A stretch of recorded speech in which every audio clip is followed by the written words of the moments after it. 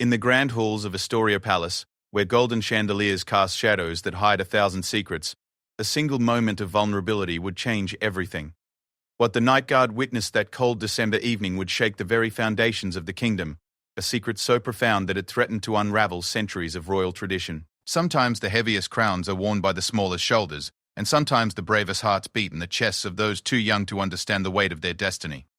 The ancient stones of Astoria Palace had witnessed countless secrets throughout the centuries, but none quite like the one that would unfold on this particular winter evening. The palace, with its towering spires and endless corridors, stood majestically against the backdrop of snow-covered mountains, its windows glowing warmly in the bitter December cold. Inside these hallowed halls lived the royal family of Astoria, King Alexander, Queen Isabella, and their beloved son, Prince Edmund, heir to the throne. Prince Edmund was not your typical 8-year-old boy. While other children his age played with toys and worried about homework, Edmund carried the weight of an entire kingdom on his small shoulders.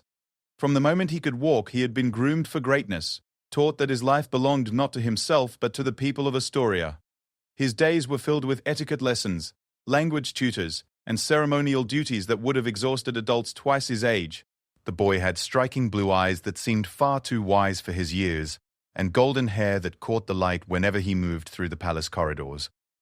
Despite his royal upbringing, there was something gentle and kind about Prince Edmund that endeared him to everyone who met him. The palace staff often whispered among themselves about how different he was from previous royal children, more compassionate, more aware of the world's suffering, and perhaps too sensitive for the harsh realities of royal life. Captain Marcus Thorne had served as the night guard of Astoria Palace for over 15 years. He was a man of few words but keen observation, someone who noticed every shadow that moved differently, every sound that didn't belong. His weathered face bore the marks of a soldier who had seen conflict, but his eyes held the gentleness of someone who truly cared about protecting those under his watch. Marcus had witnessed 3 generations of the royal family grow up within these walls, and he had developed a particular fondness for young Prince Edmund. On this December evening, as snow fell steadily outside the palace windows, Marcus began his usual rounds through the east wing. The corridors were dimly lit by antique sconces, casting long shadows that danced across the ornate wallpaper. The silence was profound, broken only by the distant ticking of grandfather clocks and the occasional creaking of old wooden floors. As he walked past the library, the music room, and various sitting areas, Marcus noticed that everything seemed normal until he heard something that made him pause. It was the sound of quiet sobbing, barely audible but unmistakably heartbroken. Marcus had heard many sounds during his years of night duty. Footsteps of insomniacs, whispered conversations between staff, even the occasional argument between family members. But this was different. This was the sound of someone in genuine anguish, trying desperately to muffle their tears. Following the sound, Marcus found himself approaching the small private study that Prince Edmund sometimes used for his evening lessons. The door was slightly ajar, and through the crack, he could see a figure hunched over the antique desk inside. In the soft lamplight, Marcus could make out the unmistakable golden hair and small frame of Prince Edmund, his shoulders shaking with silent sobs. But it wasn't Prince Edmund who was crying. Standing beside the young prince, with one hand gently resting on the boy's shoulder, was King Alexander himself.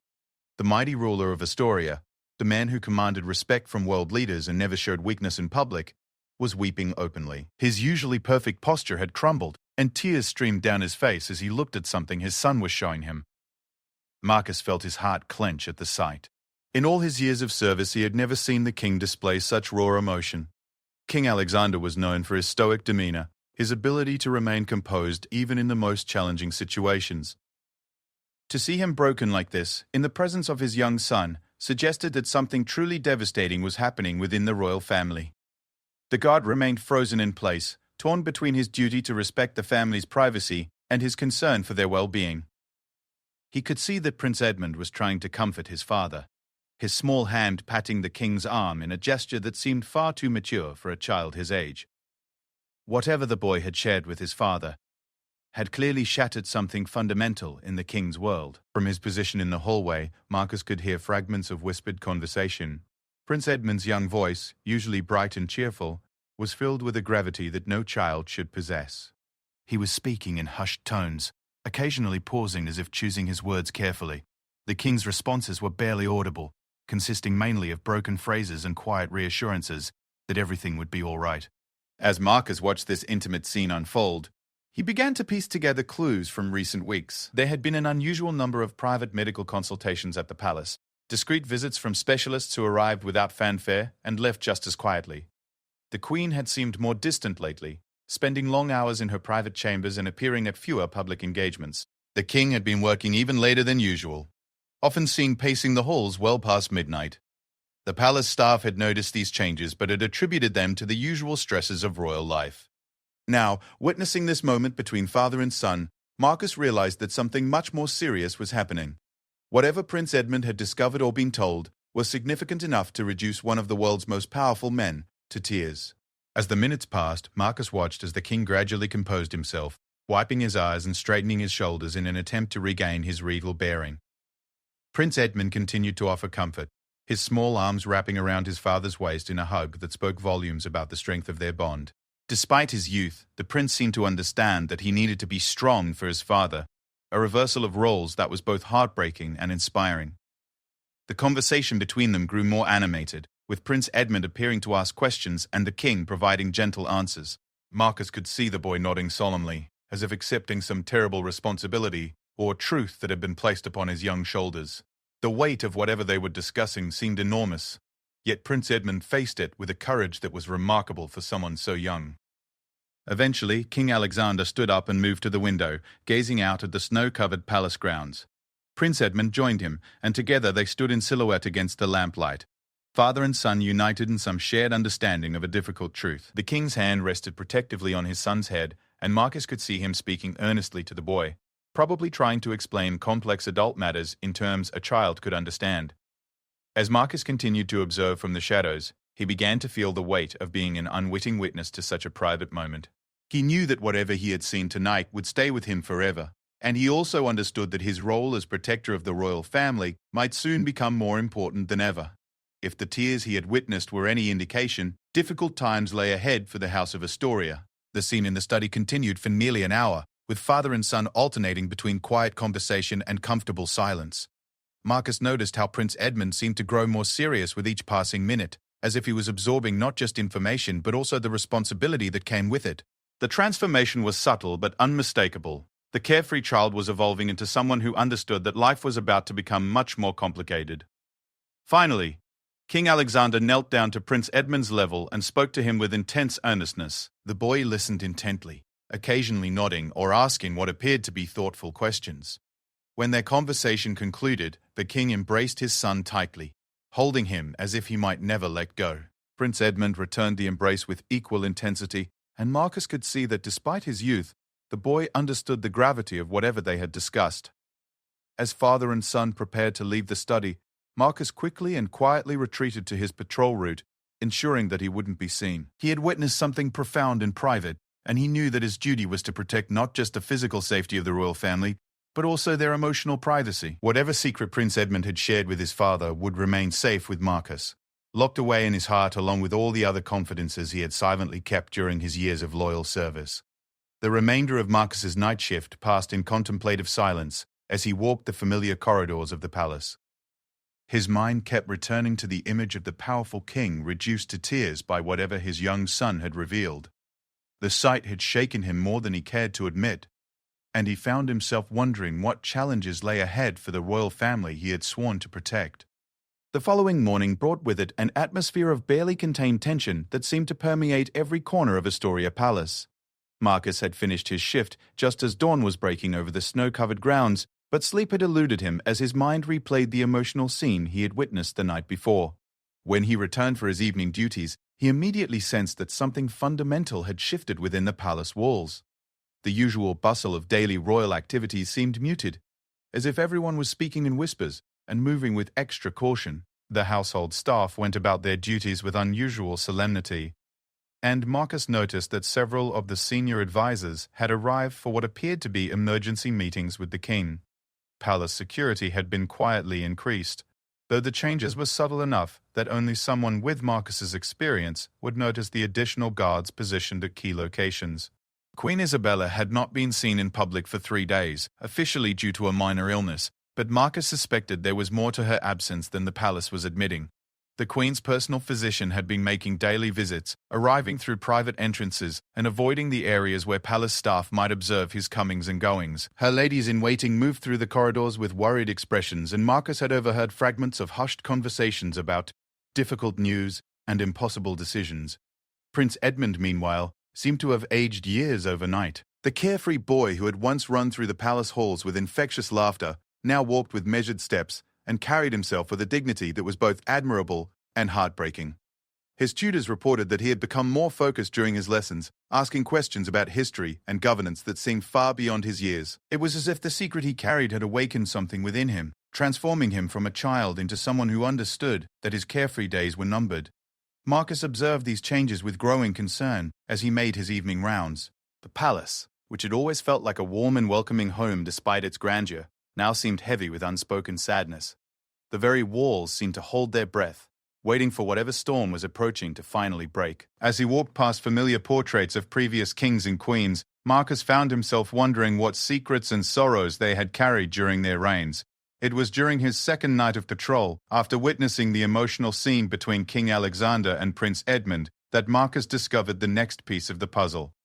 As he passed the Queen's private wing, he heard voices coming from her sitting room, not the usual gentle conversation one might expect, but what sounded like an intense discussion between Queen Isabella and someone whose voice he didn't immediately recognize.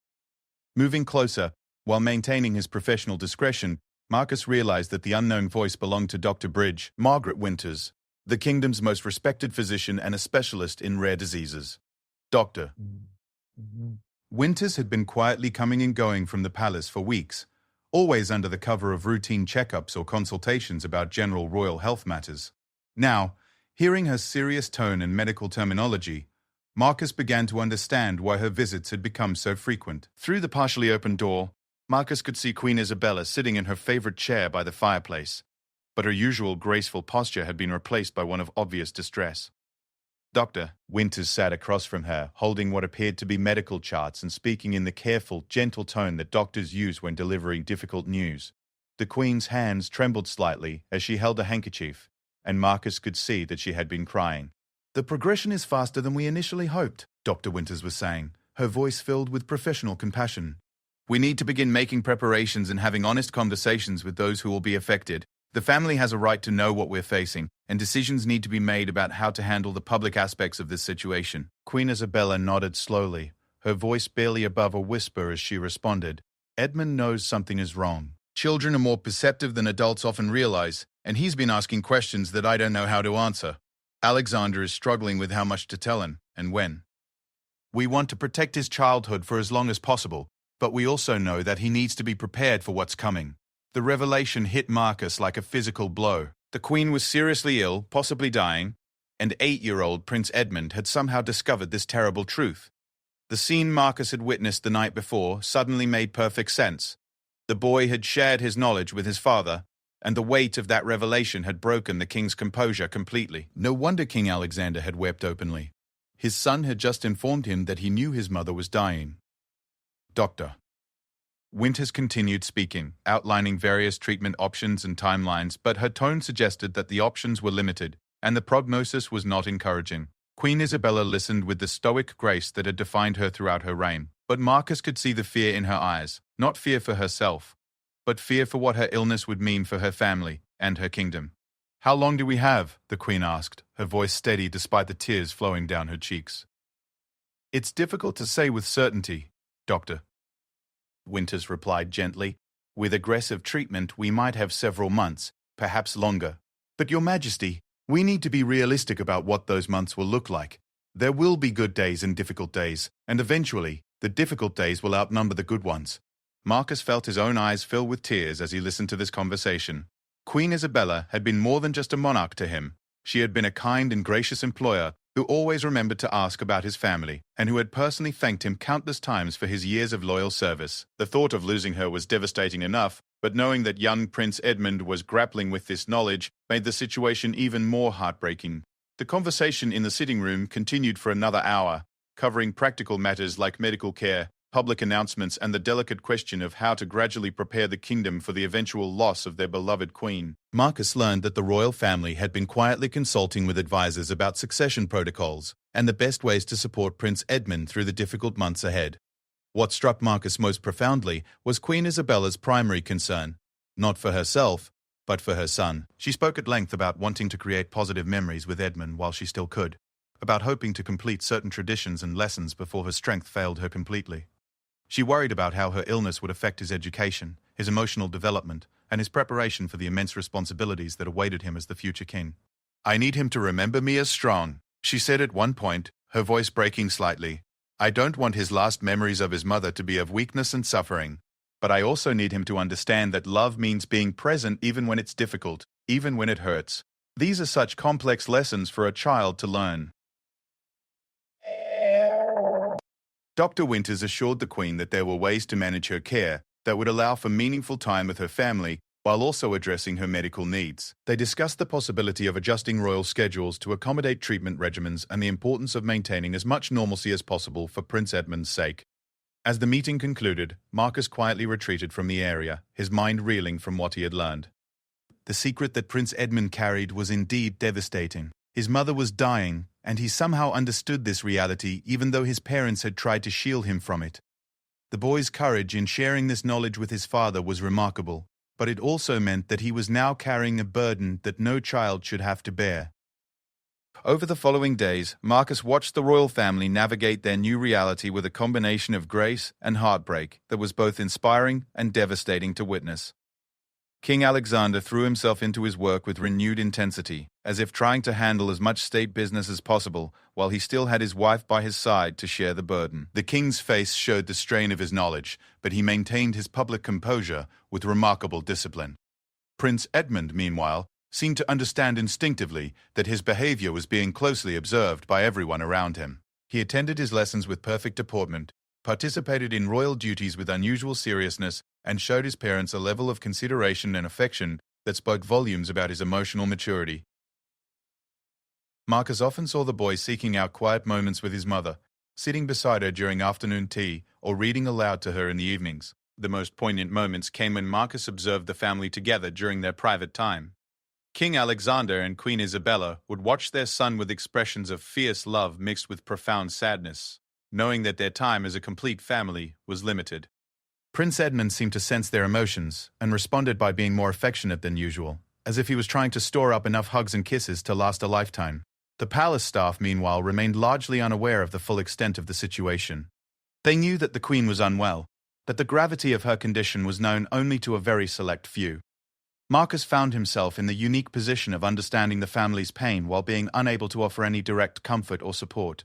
His role remained what it had always been: to protect them quietly and faithfully, ensuring their safety and privacy during this most difficult time. As the days passed, Marcus began to notice subtle changes in how the family interacted with each other and with their responsibilities. There was an urgency to their time together, a sense that every moment was precious and not to be wasted. Prince Edmund's education was quietly adjusted to include more time with his mother and fewer formal obligations. The king cancelled several international trips, choosing to delegate responsibilities to advisors rather than leave his family during this critical time. The weight of keeping such a profound secret was beginning to take its toll on Marcus as well. He found himself more protective than usual during his patrols, more alert to any potential threats or disruptions that might add stress to the family's already overwhelming situation. He also struggled with the knowledge that his beloved royal family was facing such heartbreak, and he felt helpless to do anything more than continue performing his duties with absolute dedication. As the winter days grew shorter and the palace corridors seemed to echo with unspoken sorrows, Marcus began to witness the true depth of Prince Edmund's extraordinary character. The 8-year-old boy was not only coping with the knowledge of his mother's terminal illness, but was actively working to support his parents through their darkest hours.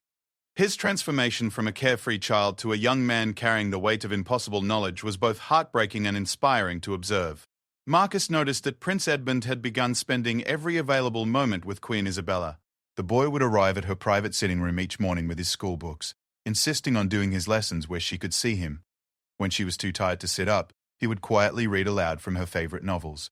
his young voice filling the room with stories of adventure and hope. During her afternoon rest periods, he would simply sit beside her bed, working on drawings or writing in a journal, content just to be near her. The Queen, for her part, seemed to draw strength from her son's presence. Despite the progressive weakening that Dr. Winters had warned about, Queen Isabella appeared more vibrant during the hours she spent with Edmund. She would help him with his history lessons, sharing stories about the royal lineage that weren't found in any textbook. They would work together on jigsaw puzzles, paint watercolors of the palace gardens, and engage in quiet conversations that seemed far too profound for a mother and her 8-year-old child. Marcus often observed these intimate scenes during his rounds, and he was struck by how naturally Prince Edmund had adapted to his mother's changing needs. When she became tired quickly, he would suggest shorter activities. When she struggled with coordination due to her medication, he would patiently help her without making her feel incapable. When she became emotional, he would offer comfort with a maturity that seemed impossible for someone so young. The most remarkable aspect of Prince Edmund's behavior was his ability to maintain hope and joy even while carrying such devastating knowledge. He would tell his mother funny stories about his tutors, share gossip from the palace kitchen staff, and create elaborate plans for spring garden parties that they both knew she might not live to see. His determination to focus on positive possibilities rather than dwelling on inevitable loss seemed to give Queen Isabella permission to find moments of happiness amid her despair. King Alexander, meanwhile, was struggling more visibly with the situation. Marcus had caught glimpses of the king in unguarded moments, standing alone in his study with his head in his hands, staring out windows with an expression of profound loss, or emerging from medical consultations with Dr. Winters, looking as though he had aged years in a single afternoon. The strong leader who had guided Astoria through economic challenges and diplomatic crises seemed completely unprepared for the personal devastation of watching his wife slowly slip away. What made the situation even more poignant was how Prince Edmund had become a source of comfort for his father, as well as his mother. Marcus had witnessed several instances where the boy seemed to sense that the king needed emotional support. Edmund would appear in his father's study with a cup of tea, offering to help with paperwork or simply asking if there was anything he could do to help. These gestures were remarkable not just for their thoughtfulness, but for the role reversal they represented, a child caring for his parent during a crisis.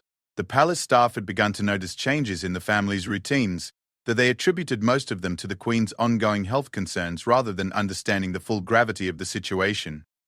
Meals were increasingly taken in private rather than in the formal dining room. Royal engagements were being quietly cancelled or postponed.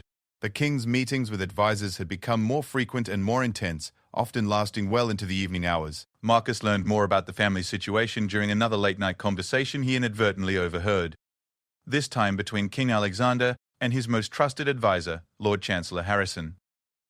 The two men were discussing the delicate balance between protecting Prince Edmund's childhood and preparing him for the responsibilities that would soon fall heavily upon his young shoulders.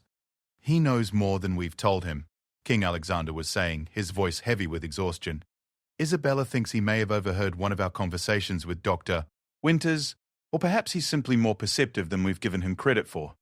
Either way, he's carrying this knowledge, and I'm not sure how to help him process it." Lord Chancellor Harrison, a wise man who had served the royal family for decades, responded thoughtfully, "Your Majesty, in my experience, children often understand more than adults assume they do. Prince Edmund may actually be handling this situation better than you realize. Perhaps the question isn't how to shield him from the truth, but how to support him as he faces it." "But he's only 8 years old," the king replied, his voice breaking slightly. "He should be worried about his schoolwork and his pony, not about losing his mother. How do I explain to him that after she's gone, everything will change? That he'll need to grow up faster than any child should have to? That I'll need him to be strong when I might be falling apart?" The conversation revealed the impossible position in which King Alexander found himself. As a father, he wanted to protect his son from pain and allow him to remain a child for as long as possible. As a king, he knew that Prince Edmund would need to step into increasingly important roles within the monarchy, especially if his own grief made it difficult for him to fulfill all of his duties. The dual responsibilities of parenting and preparing the next ruler were creating an almost unbearable burden. Lord Chancellor Harrison offered practical advice about gradually increasing Prince Edmund's exposure to state functions while still preserving opportunities for normal childhood experiences. They discussed the possibility of bringing in special tutors who could help the boy understand concepts of loss, grief, and responsibility in age-appropriate ways. They also talked about the importance of maintaining stability in Edmund's life through consistent routines and the continued presence of trusted caregivers. What struck Marcus most powerfully about this conversation was King Alexander's obvious love for his son, and his determination to do right by him despite his own overwhelming grief. The king spoke passionately about wanting to honor Queen Isabella's wishes for Edmund's upbringing while also preparing him for the realities of royal life. It was clear that every decision was being weighed against its potential impact on the boy's emotional well-being and future development. In the days that followed, Marcus observed the implementation of some of the strategies that had been discussed. Prince Edmund's schedule was adjusted to include more time with both of his parents, while also gradually introducing him to certain royal duties that had previously been considered too advanced for his age. He began attending shorter versions of state meetings, sitting quietly beside his father and observing how decisions were made. He was also given small ceremonial responsibilities that allowed him to begin understanding the weight of royal obligation. The most touching aspect of these changes was how naturally Prince Edmund seemed to accept his evolving role. When asked to represent the family at a small charitable event, he did so with dignity and grace that impressed even the most experienced courtiers. When invited to sit in on diplomatic meetings, he listened intently and asked thoughtful questions that demonstrated his growing understanding of complex political situations. Yet he still insisted on his bedtime stories and continued to play with his collection of toy soldiers when time permitted. Queen Isabella's condition, meanwhile, continued to fluctuate.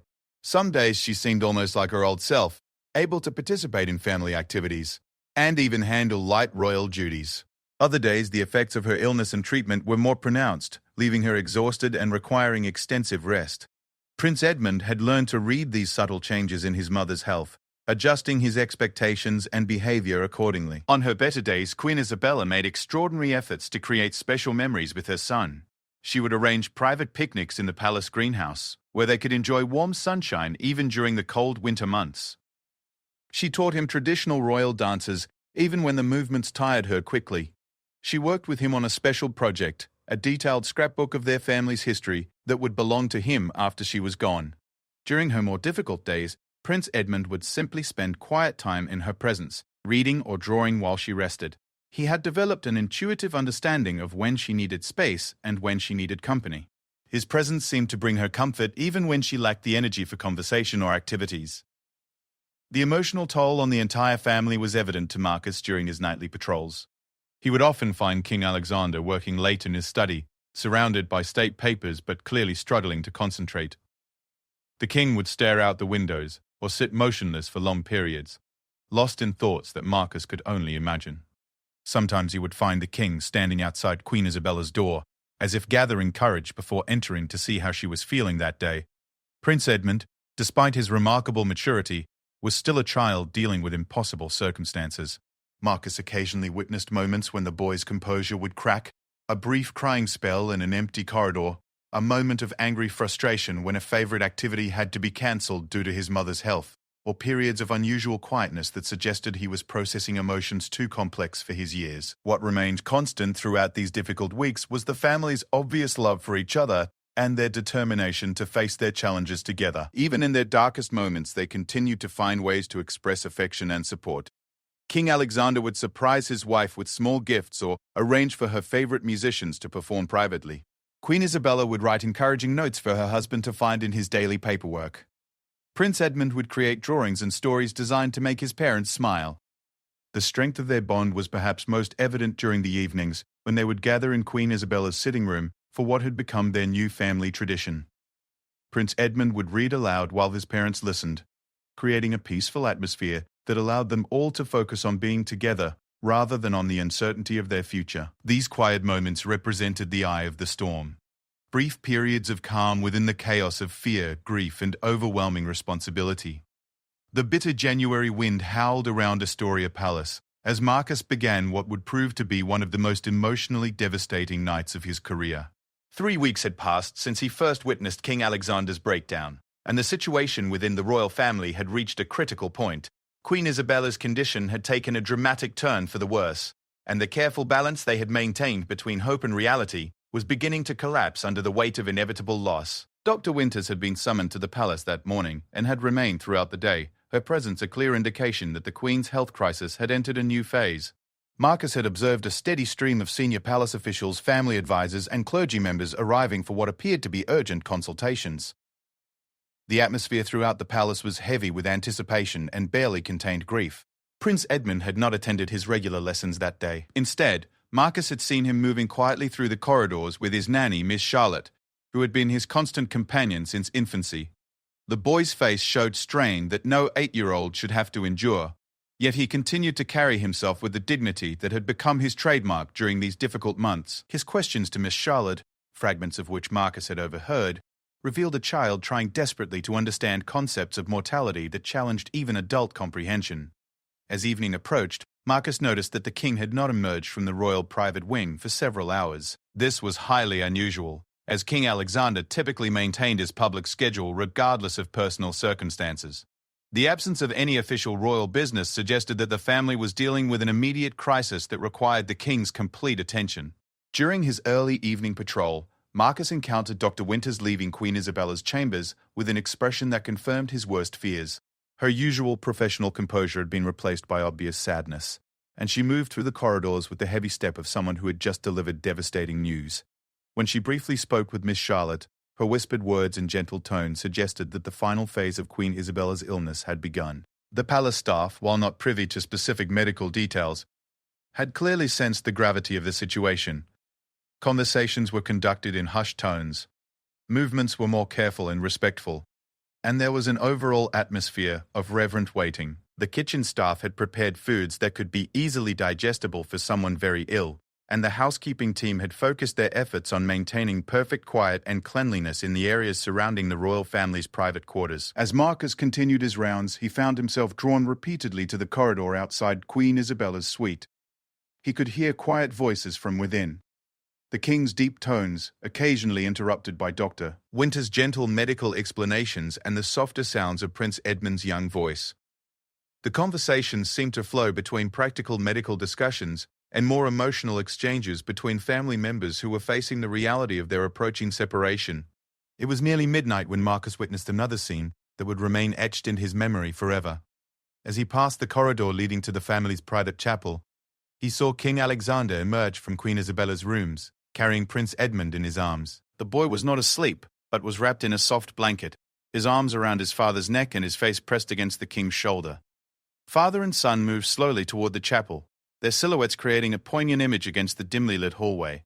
Marcus could see that both of them had been crying, though they seemed to have found some measure of peace in each other's presence. The king's movements were careful and protective, as if he was carrying something infinitely precious, while Prince Edmund clung to his father with the trust that only a child can show in moments of ultimate vulnerability. Following at a respectful distance, Marcus observed as King Alexander and Prince Edmund entered the small family chapel that had witnessed centuries of royal prayers, celebrations, and moments of crisis. The space was illuminated only by candles and the soft glow of stained glass windows that depicted scenes from the kingdom's history. In this sacred space, the weight of royal responsibility seemed to merge with the most basic human needs for comfort and hope. Through the partially open chapel door, Marcus could see King Alexander kneeling at the altar, with Prince Edmund beside him. The king's hands rested gently on his son's shoulders as they prayed together, their quiet voices blending in whispered words that spoke of love, fear, gratitude, and desperate hope. Prince Edmund's posture mirrored his father's, showing a reverence that seemed far beyond his years while still maintaining the vulnerability of a child who needed comfort and guidance. "Mama wanted us to pray together tonight," Marcus heard Prince Edmund say in a voice that was steady despite the tears on his cheeks. She said that even when she can't be with us, we can still talk to God together, and somehow she'll know that we're thinking of her. King Alexander's response was barely audible, but Marcus caught fragments of words about love lasting forever, about courage in the face of sorrow, and about the importance of taking care of each other. The king's voice broke several times as he spoke, revealing the depth of his own need for comfort and strength. The scene in the chapel continued for nearly an hour, with father and son alternating between prayer, quiet conversation, and comfortable silence. Marcus watched as Prince Edmund gradually relaxed against his father's side, finding security in their shared faith, and in the ancient stones that had sheltered their family for generations. The king's arm remained protectively around his son throughout their time together, a gesture that spoke volumes about their mutual dependence during this crisis. When they finally prepared to leave the chapel, Marcus saw King Alexander lift Prince Edmund once again, though the boy was clearly not asleep. The 8-year-old seemed content to be carried, perhaps understanding that this physical closeness provided comfort to his father as much as it did to himself. As they moved slowly back toward the royal quarters, Marcus could hear them talking quietly about memories of Queen Isabella, sharing stories that celebrated her life rather than focusing on their impending loss. The remainder of Marcus's shift was marked by an unusual amount of activity within the royal wing. Palace staff moved quietly through the corridors carrying various items, fresh linens, flowers, and what appeared to be personal belongings that held special significance for the family. Winters returned twice during the night, each visit brief but clearly important. The palace chaplain arrived in the early morning hours, suggesting that spiritual as well as medical support was being provided to the family. Marcus noticed that lights remained on in several rooms throughout the night, indicating that sleep was not coming easily to anyone in the royal household. Occasionally he would hear soft music, classical pieces that he knew were among Queen Isabella's favorites, flowing from the direction of her chambers. The music seemed to provide a peaceful backdrop for whatever private moments the family was sharing during what might be their final night together. As dawn approached, Marcus observed Prince Edmund making what appeared to be a solo visit to his mother's room. The boy moved through the corridors with purpose, carrying something small in his hands that Marcus couldn't quite identify.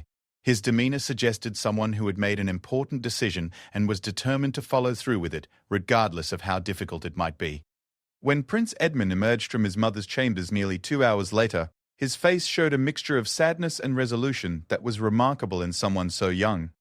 He walked slowly but with dignity toward his own rooms, pausing occasionally to look out windows at the palace grounds, where he had played during happier times. His expression suggested that he had said or done something important during his visit with his mother, something that had required considerable courage and maturity. The morning brought with it a sense of finality that permeated the entire palace. Dr. Winters arrived early and remained longer than usual. Palace officials began gathering for what appeared to be important meetings about immediate family needs and longer-term arrangements. The king's private secretary worked quietly to clear his schedule of all non-essential commitments, while senior advisors prepared to handle state business that couldn't be postponed. Throughout these practical preparations, the focus remained clearly on supporting the royal family through their final hours with Queen Isabella. Prince Edmund was excused from all formal lessons and duties, allowing him to spend these precious moments with his parents without the pressure of maintaining normal routines. The palace staff worked with extraordinary sensitivity to ensure that the family's privacy was protected, while their practical needs were anticipated and met. Marcus completed his shift as the palace awakened to face what everyone sensed would be a day of profound change. The secret that Prince Edmund had discovered and shared with his father was no longer a private burden. It had become a reality that would soon transform not just their family, but the entire kingdom.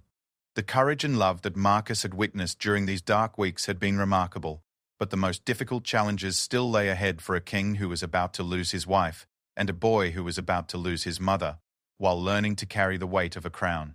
As Marcus prepared to leave for his brief rest before returning for another shift, he reflected on the privilege and burden of having witnessed such intimate moments in the lives of people he had sworn to protect. The scenes he had observed would remain private, known only to himself and locked away in his heart. But the love, courage, and dignity he had seen displayed by the royal family during their darkest hours would inspire him for the rest of his life.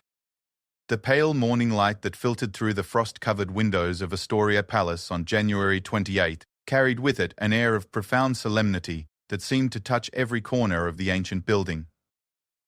Marcus arrived for what he somehow knew would be an extraordinary day, one that would test the courage and character of everyone within the palace walls. The night staff briefed him quietly about the developments during the early morning hours. Queen Isabella's condition had stabilized somewhat, but Dr. Winters had been clear that they were now measuring time in hours rather than days or weeks. Prince Edmund had been awake since before dawn, according to Miss Charlotte, who reported that the boy had requested permission to spend the entire day with his mother.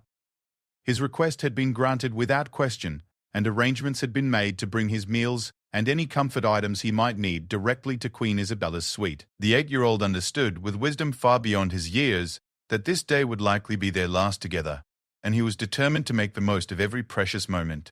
King Alexander had also cleared his schedule completely, choosing to focus entirely on his family during these final hours. Palace business would be handled by his most trusted advisors, while he devoted himself to being present for both his wife and his son. The burden of royal responsibility, which had weighed heavily on his shoulders throughout his reign, seemed insignificant compared to his roles as husband and father during this crisis. As the morning progressed, Marcus observed an extraordinary transformation in the atmosphere surrounding Queen Isabella's chambers. Rather than the heavy sadness that might have been expected, There was an almost sacred quality to the space and the activities taking place within it.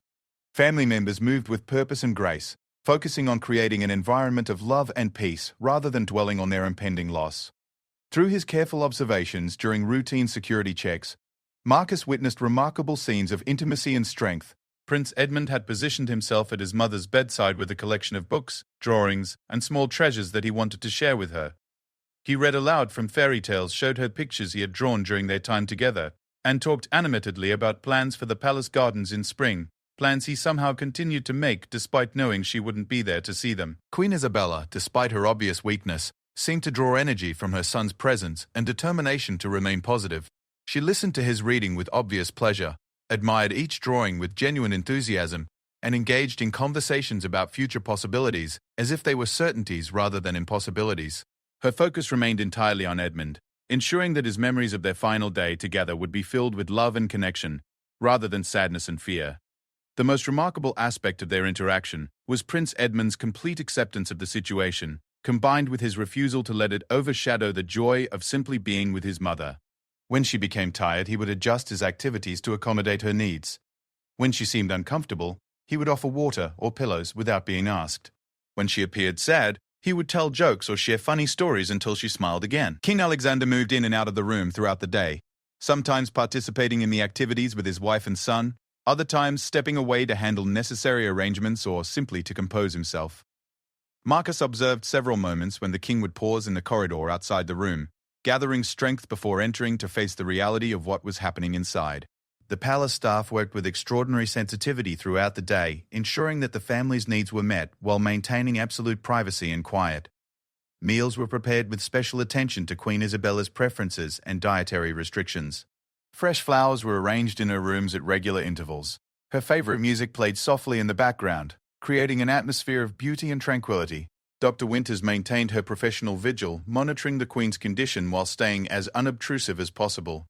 Her presence provided medical security for the family, ensuring that Queen Isabella was comfortable and that any changes in her condition could be addressed immediately.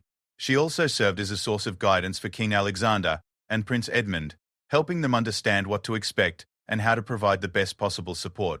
As the afternoon wore on, Marcus noticed that extended family members and close friends had begun arriving at the palace. These visits were brief and private, allowing people who had been important in Queen Isabella's life to say their final goodbyes while she was still able to recognize and respond to them. Prince Edmund remained at her side throughout these visits, serving as both a source of comfort for his mother and a gracious host to their guests. The most poignant moment of the day occurred during the late afternoon, when Marcus observed a private ceremony taking place in Queen Isabella's chambers. The palace chaplain had arrived to conduct what appeared to be a blessing or final rites, with only King Alexander and Prince Edmund present.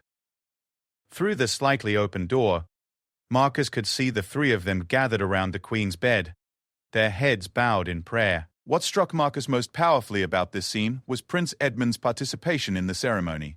Despite his youth, he seemed to understand the significance of the moment and responded with appropriate reverence and maturity. His small voice joined with his father's and the chaplain's in prayers and responses, showing that he had found a way to face this ultimate loss with faith and dignity. Following the religious ceremony, Marcus witnessed an extraordinary conversation between Queen Isabella and her son. Though he couldn't hear specific words, he could see that the Queen was speaking earnestly to Prince Edmund, occasionally taking his hands in hers and looking directly into his eyes. The boy listened intently, nodding seriously, and occasionally asking questions that seemed to require careful thought before the Queen answered them. This conversation continued for nearly an hour, with King Alexander sometimes participating and sometimes simply observing from nearby. It was clear that Queen Isabella was using her remaining strength to share final wisdom with her son, perhaps offering guidance about how to face the challenges that lay ahead without her presence. Prince Edmund's responses suggested that he was not only listening, but truly understanding and accepting the responsibility that was being placed upon him. As evening approached, the atmosphere in the palace became even more hushed and reverent. The family had requested complete privacy for the final hours, with only essential medical staff and the most trusted personal attendants remaining nearby. Marcus adjusted his patrol route to provide security while respecting their need for intimacy during these precious moments. The last scene that Marcus observed before the family's complete privacy was one that would remain with him forever. Through a window from the courtyard, he could see into Queen Isabella's sitting room, where she was lying on a comfortable sofa surrounded by pillows and soft blankets. King Alexander sat beside her, holding her hand and speaking quietly. Prince Edmund was curled up next to his mother on the sofa, his head resting against her shoulder while she gently stroked his hair. The three of them remained in this peaceful tableau as darkness fell over the palace grounds. They appeared to be sharing quiet conversation, occasional laughter, and comfortable silences that spoke of profound love and acceptance. Despite the tragedy of the situation, there was something beautiful about their final evening together, a celebration of their connection rather than a focus on their approaching separation. Marcus completed his evening patrol with a heavy heart, knowing that this was likely the last night that Queen Isabella would spend with her family. The secret that Prince Edmund had discovered and courageously shared with his father had led to these final weeks of honest communication and precious time together. While the outcome was heartbreaking, the grace and love with which the family had faced their crisis was truly remarkable. As he walked the familiar corridors of the palace, Marcus reflected on the extraordinary courage he had witnessed from an 8-year-old boy who had somehow found the strength to confront the most difficult truth imaginable and then support his parents through their darkest hours. Prince Edmund's transformation from a carefree child to a young person capable of facing mortality with dignity and grace was both heartbreaking and inspiring. The palace settled into unusual quiet as the night deepened, with only essential staff remaining on duty. Marcus knew that somewhere in the royal quarters, a family was sharing their final hours together with all the love, courage, and grace they could summon. The secret that had once been too painful to speak aloud had ultimately become a bridge to deeper connection and understanding, allowing them to face their loss together rather than in isolation.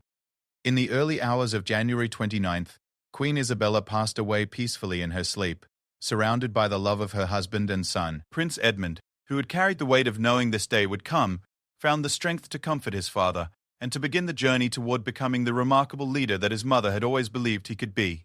The guard who had witnessed their secret would continue to protect them, carrying in his heart the memory of a family whose love had proven stronger than their greatest sorrow. The heartbreaking secret that Prince George, in this case Prince Edmund, had revealed had indeed changed everything. But it had also given them the gift of truth, the blessing of time together, and the opportunity to say goodbye with dignity, love, and grace.